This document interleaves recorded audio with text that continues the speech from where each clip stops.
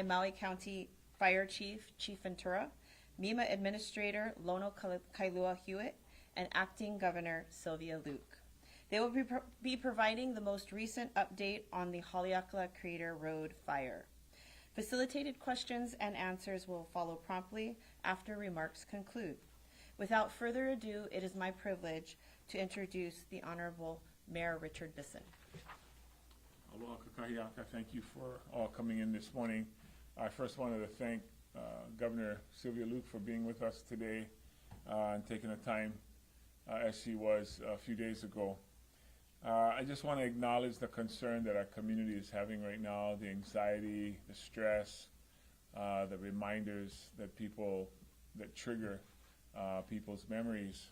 And we want to make sure that our community is aware of the help that's available. And again, especially our kula ohana that have had to experience this, again, so close to their homes. The mental health support is available with the county at www.mauirecovers.org. Again, www.mauirecovers.org is available for our citizens, as well as the Department of Health, the Hawaii Crisis Line, the Hawaii Cares Crisis Line 988. Again, we want to encourage our citizens that are experiencing sadness and anxiety to call those numbers and reach out. As you all know, this fire started back Wednesday, July 10th. It feels longer than that as it's been such a 24/7 operation. We all know that by now that about 200 cars were safely led out of the area above the fire that started, and we now know has consumed about 574 acres. I shouldn't say about, I think it's exactly that number according to the drone, but I'll let the chief speak to that. Today there's 80% containment that we're happy to report that, again, we want the community to be aware that our first responders have been diligently working on that. And I'm also here to say a very big mahalo to all of our partners, those that are here in the room and those that are not. Of course, the fire department, the police department, the Mima, Haima folks, the county Department of Public Works, the state Department of Forestry and Wildlife. They've all been up there in the mountain helping the National Park Service, the Haleakala Ranch folks. Most of this, if not all of it, occurred on Haleakala Ranch land. And then, of course, our private folks who helped us, Alpha and Goodfellows, and some of the other folks that came. So I'm very grateful to all of those folks for helping us, as they have done in past emergencies. I also want to make a very big note that there have been no injuries and no structures that were damaged. And I'm also, in addition, grateful to Acting Governor Luke for signing her emergency proclamation early that morning, as did the county, so that we could access the necessary emergency funds that can become available, and of course the assets that are available as well. So I'll ask everybody to continue to stay alert, stay connected. I should say stay connected through the Mima alerts, as well as mauicounty.gov/Mima, mauicounty.gov/Mima. Our County of Maui Facebook, our Instagram, the fire department also has an excellent Instagram page as well. And again, I'll encourage all of our citizens and our residents and our visitors to stay connected through all of that. And finally, just a big mahalo once again to our first responders, who really are our heroes because they help to keep our community not just connected, but they show that deep care for our community. So again, a special mahalo to Chief Ventura, Administrator Lono Kailua Hewitt, and of course, Acting Governor Luke. Mahalo.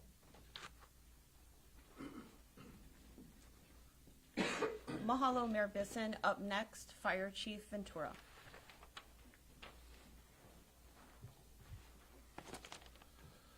Aloha kaiaka.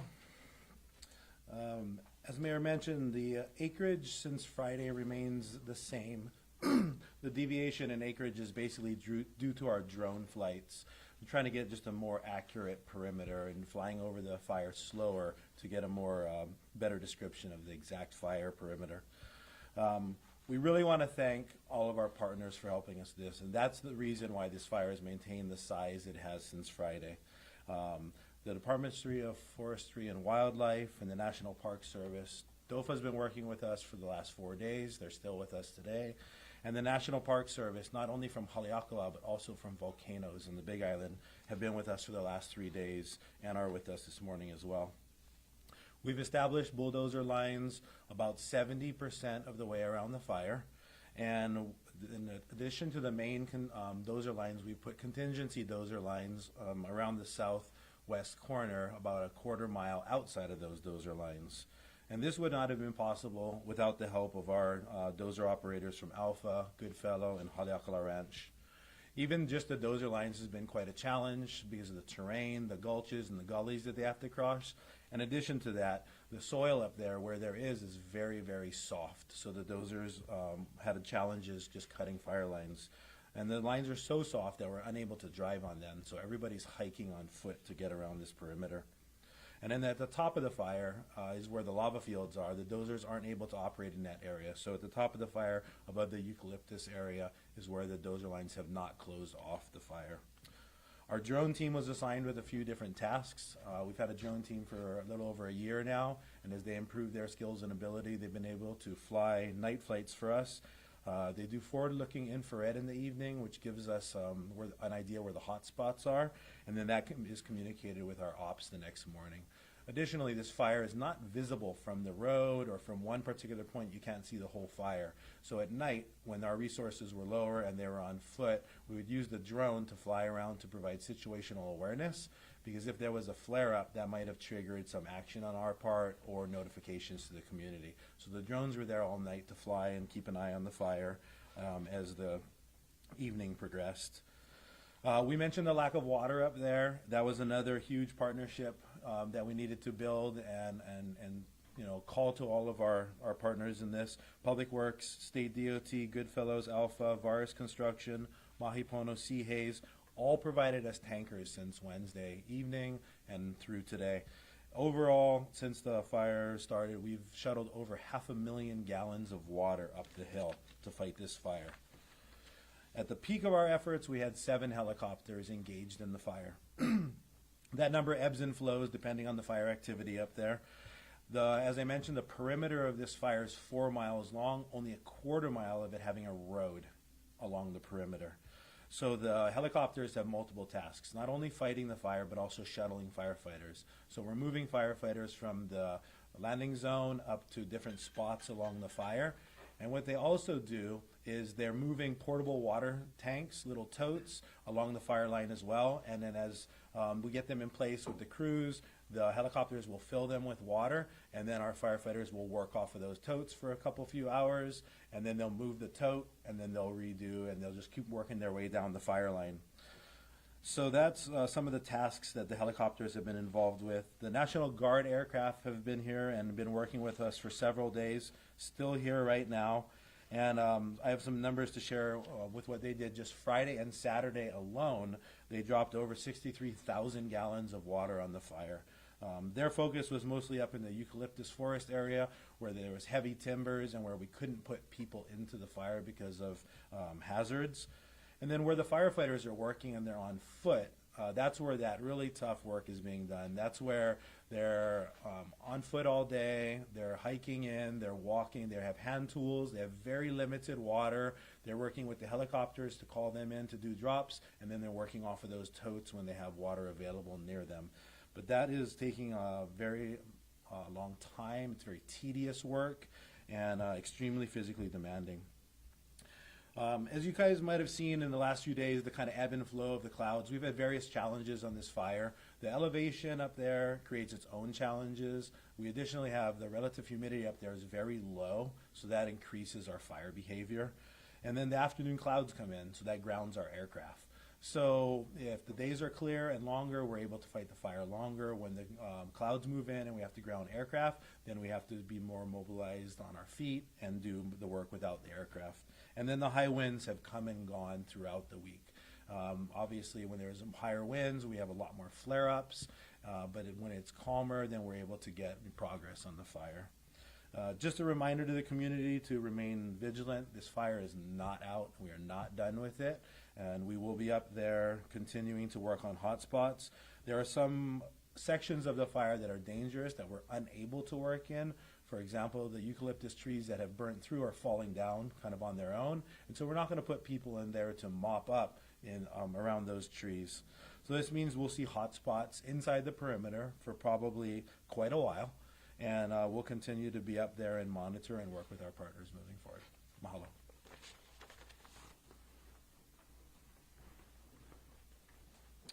Mahalo, Fire Chief Ventura. Up next, Administrator Kailua Lono Hewitt.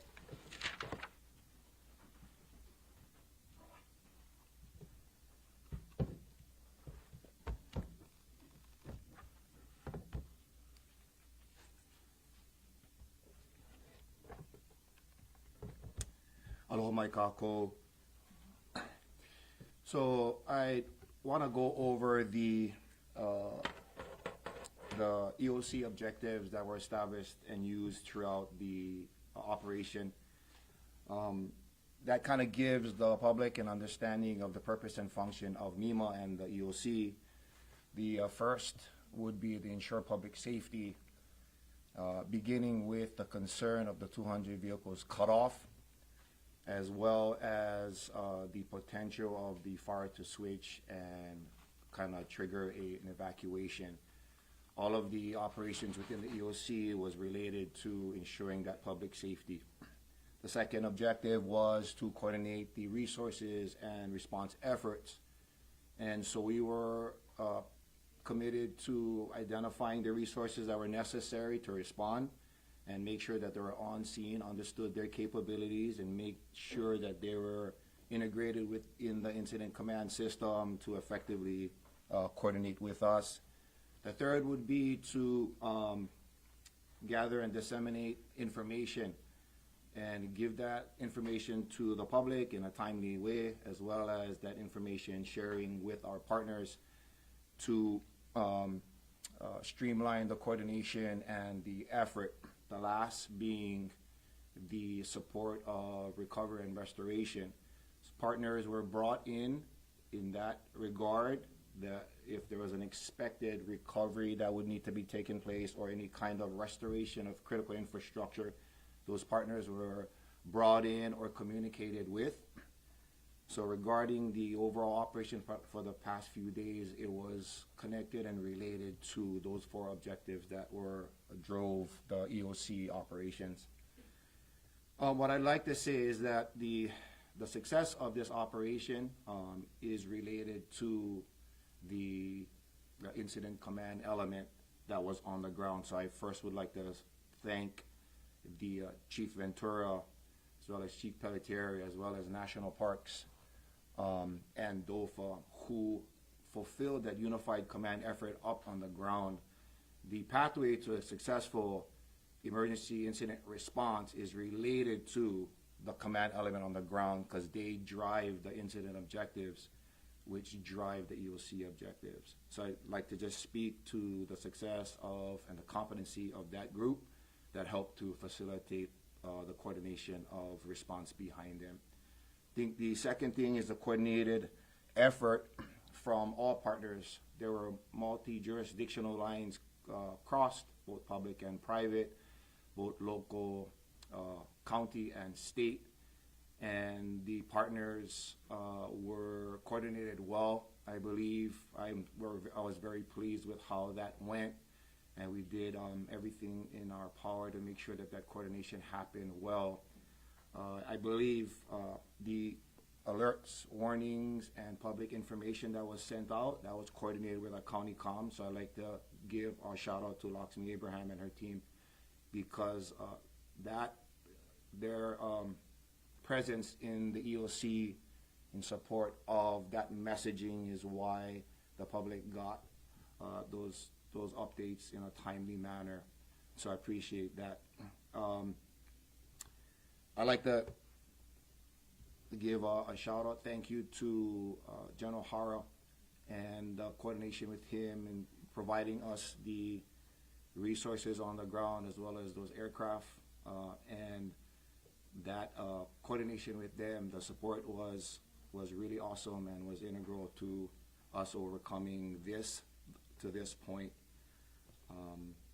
And to all the partners that Chief Brad Ventura had mentioned, the private partners that showed up, came up and integrated with the dozers and tankers, those things were instrumental to us to coming to this point.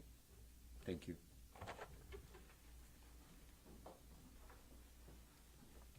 Mahalo, Administrator Lono Kailua Hewitt. Up next, Acting Governor Sylvia Luke.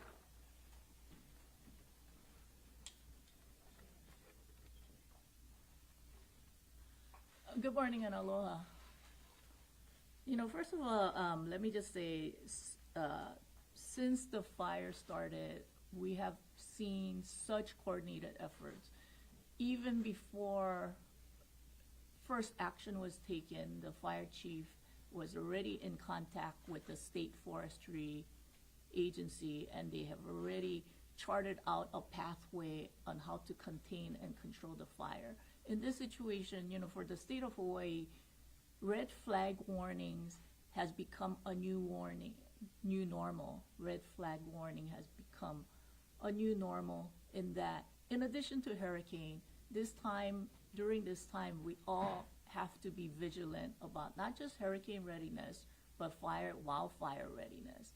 For individuals who, especially in the Kula area, our sympathies and empathies goes out to these individuals because they've already experienced tremendous amount of trauma, and for them to relive some of those prior experiences have been really difficult. So we just wanted to mahalo the mayor, Mayor Bisson and his team, the fire chief, the police chief, and especially the Mima administrator. What the Mima administrator has done in this situation has cleared a real clear path on how to be proactive.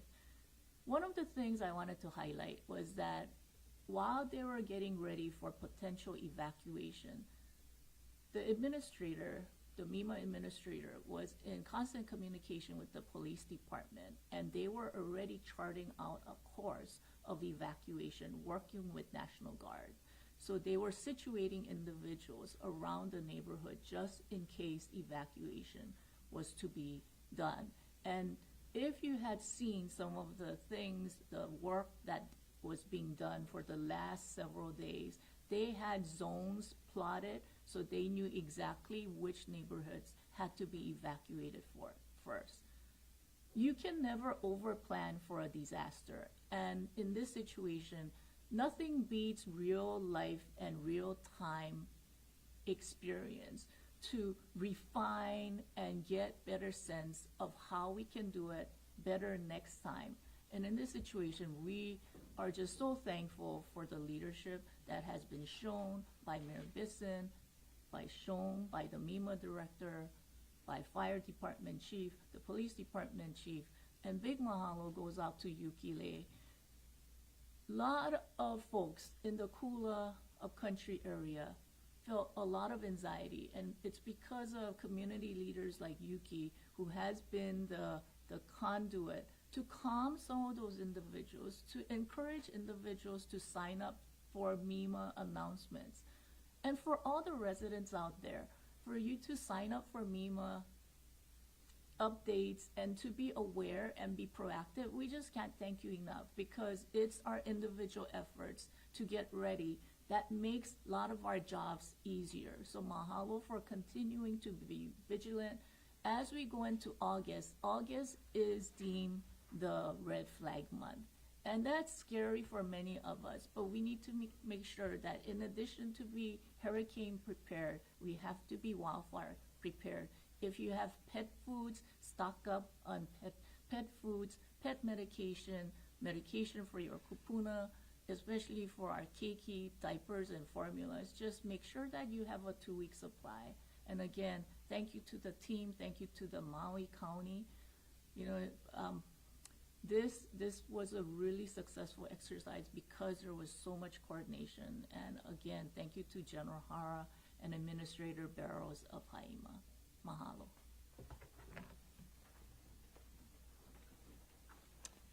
Mahalo, Acting Governor Luke.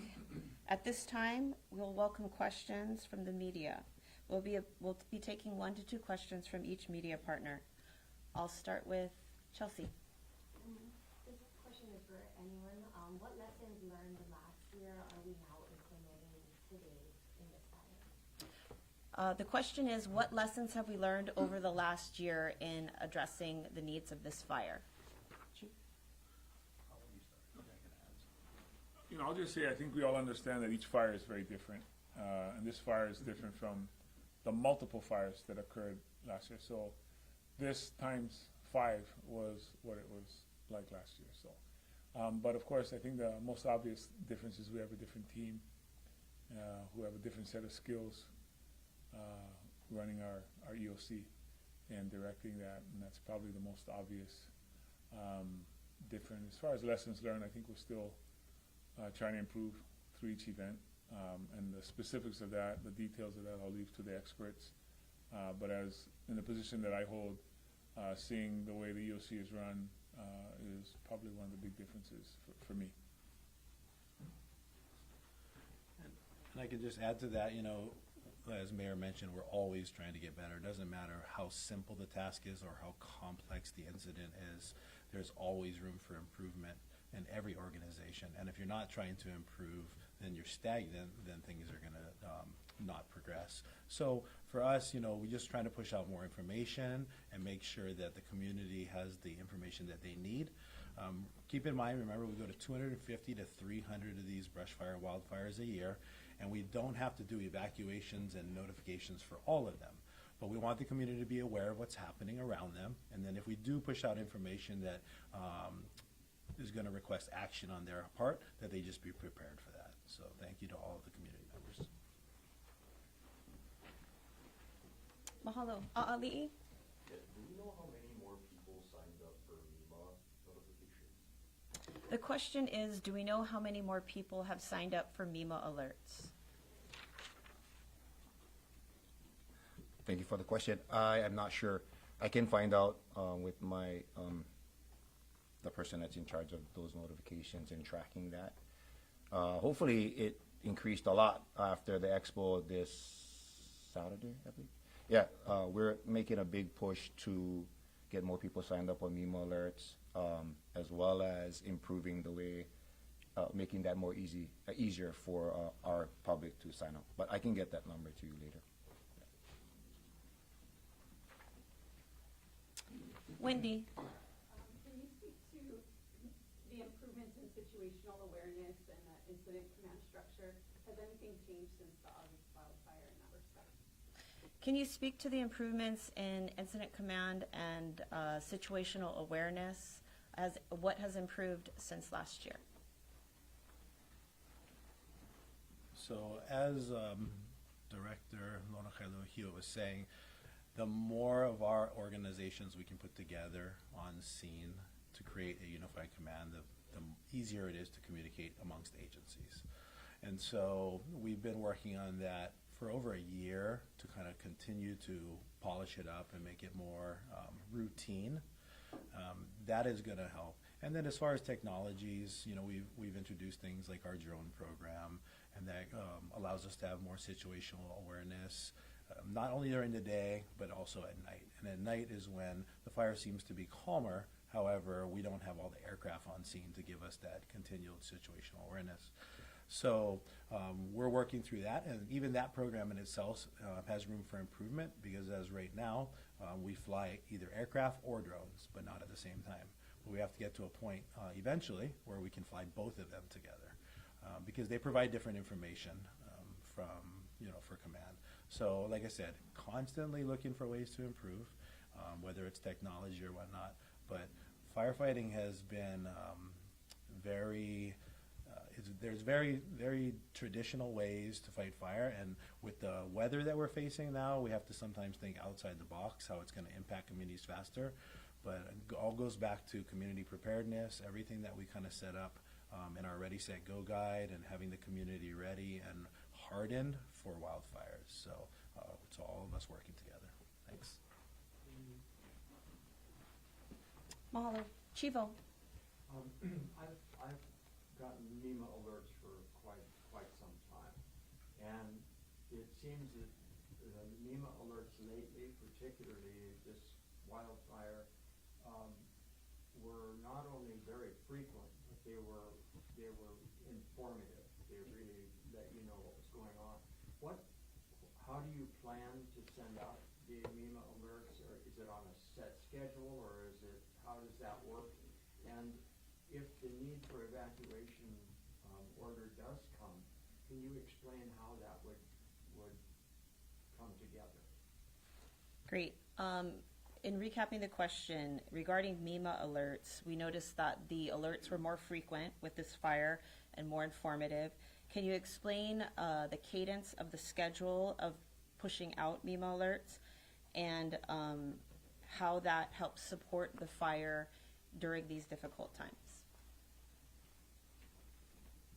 Thank you for the question. Well, I think to begin this response, what is priority for our agency is to be able to communicate with the public in a timely manner and provide that accurate information. I cannot compare it to how it was done before. I can just say that it's a priority for me to provide information to the public as quickly as we can. When we provide information early to the community and we quell the angst, that helps the overall incident management piece, right? So nobody is in panic, there isn't a chaos, because everybody understands what to do, where to go, and where our situation is. So in incident management or incident response,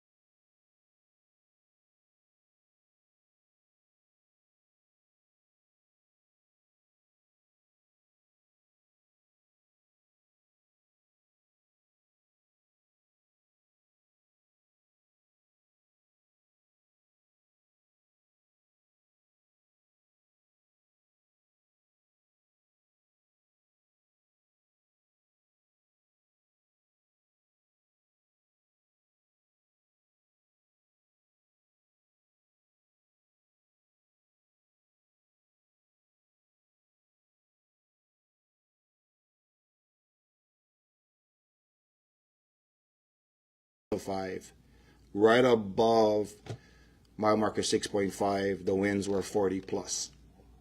And so what we asked the as we were trying to coordinate, we asked the police department to we zoned out the subdivision to support an effective and efficient evacuation.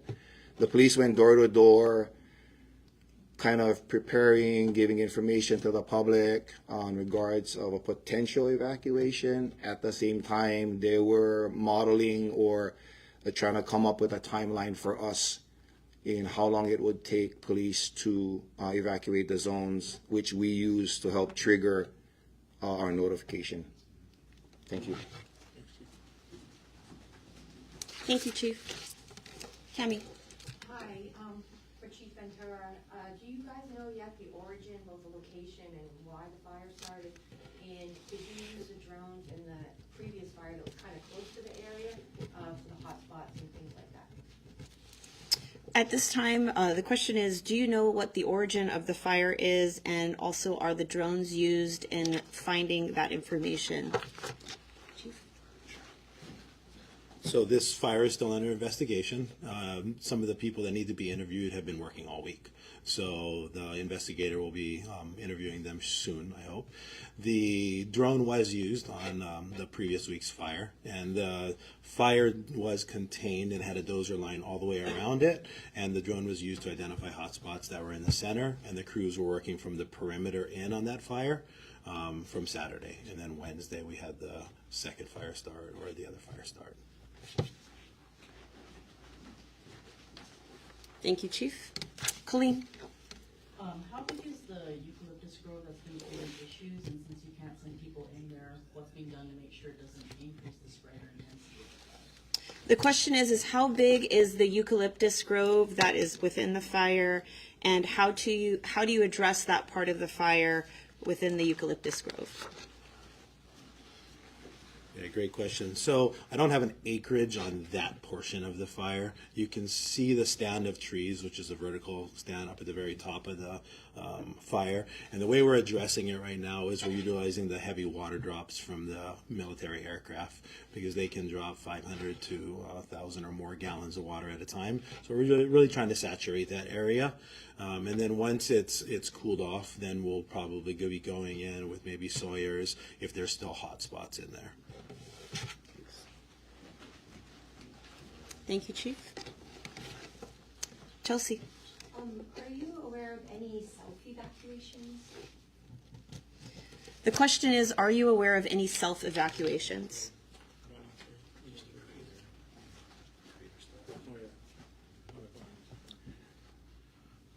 I am not aware of any evacuations, self-evacuations. I'm kind of thinking about there are multiple things happening on the cutoff on the first night. So I think there were, I'm not certain, so I'm not certain about the self-evacuations. I know that we were coordinating on the first night with the national parks. There could have been some evacuations. I'm just kind of trying to pull in that, recollect. As far as I'm certain, I guess I'm sure that because of all the information that was coming out and the angst, I would imagine that people did, in fact, self-evacuate, but I do not have those numbers. So we know that the national park employees who live up in the park or stay up in the park were told to leave. And I think they took some of the mules that were up there as well to Oski Rice Arena to be housed, and that I believe the head ranger, Ari, had mentioned as a precaution, they brought their people out of the park just in case the fire worked its way out. I believe that's true. Yes, Colleen. How many people were you preparing to potentially evacuate if the fire had reached the upper Kula communities, and how would that process have looked different based on what you did last year? The question is, if we were under the need to evacuate, about how many people in that current Zone 1 would have had to been evacuated, and how does that look different than the fire last year? That is a wonderful question. So we had created, I believe, 9 zones. The total amount of structures in the 9 zones, and structures meaning roofs, so really unidentifiable as far as it being a carport, a shed, or a house. We use GIS data to gather that number. It was 5,500 in the total zones that we expected could be impacted. That is above and below Lower Kula Highway. In Zone 1, there were 556 structures, I believe. We have that number. In regards to, I'm sorry, I missed the question about, well, in regards to how it would have happened on Lahaina, I'm not sure how that would have taken place. I wasn't there. How it would have happened, how the evacuation would have happened this year, and if that would be a different process based on lessons from upcountry fires this year. So the evacuation piece is dependent on the expected impact, right? The incident type, the incident location, and the impact. What is tricky about it is that the wind swirl, and so depends on the wind speeds that will change, and the wind direction. It'll change the evacuation kind of cadence, if you will.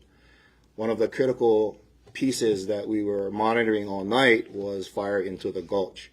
The fires got a hold of the gulch. Those fires would travel directly down into the residential areas. And so we're paying attention to that. So that would have kind of changed the cadence as well. And so what was critical for us is to be in constant contact with the Unified Command to in fact confirm the direction and the potential impacts that would help us to establish the evacuation in a timely and efficient way. Thank you. Thank you. Could take one or two more questions. Cami? In regards to the perimeter being made by the breaks, and maybe to explain a little bit what contained means for us, because we think if it's contained, it's in one little area. So if you kind of could explain that a little bit, and if there is any possibility that the fire now could, embers could go up and go with the wind and maybe start a fire downwind. The question is, could you explain how the perimeter is made and what that means, and also what the term contained means when we're talking about the fire? Yeah, we kind of talked about this because we have different numbers and it confuses people. So, for example, we have dozer lines around 70% of the fire, but the fire is 80% contained. So people wonder how. So we can contain fire with water, dozer lines, roads, rivers, streams, lakes. Those all create containment of a fire because we're comfortable and confident that the fire cannot just walk its way out into a larger place. To your point about hotspots and sparks and ember ignition, that's always a possibility. When our trade winds are blowing, and as were mentioned earlier, we had winds up of 40 miles an hour up there on the hill over the last week. If we have a big enough fire, especially in that Eucalyptus Grove, and it starts to get up into the tops of the trees and starts crowning, it can throw fire half a mile, 3/4 of a mile away, in which case we can have a fire outside the perimeter pretty quickly. So that's why we need to just make sure everybody's still vigilant and paying attention. Our goal is to continue working on the perimeter area and work our way in towards the middle of the fire as best as we can. It will take, like I said, it's a 4-mile perimeter to walk around, and only a quarter of a mile of it's on the road. So everything is being done via helicopter and hiking the troops in and dropping them off in various areas. Mahalo, I can take one more question. Chivo?